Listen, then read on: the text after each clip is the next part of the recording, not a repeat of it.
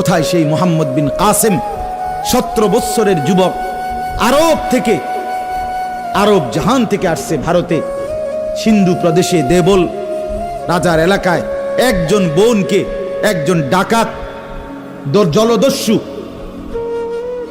একজন পানির ডাকাত জলদস্যু তৎকালীন জামানায় একজন মুসলিম বোনের গায়ের ওড়না ধরে টান দিছিল। তখন ওই বোন চিঠি পাঠাইছিল হাজ্জাজ ইবনে ইউসুফের কাছে আরব দেশে, হাজ্জাজ, তুমি বেঁচে থাকতে তোমার মুসলিম বোনের গায়ের ওড়না ধরে টান দিছে বেঈমান কাফের, তুমি এর বদলা নিবা কিনা আমি শুনতে চাই।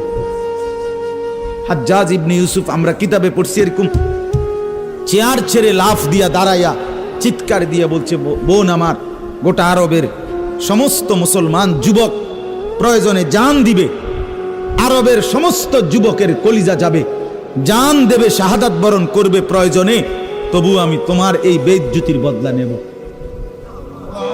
3 বার সেনাবাহিনী পাঠাইছে সে, 3 বার।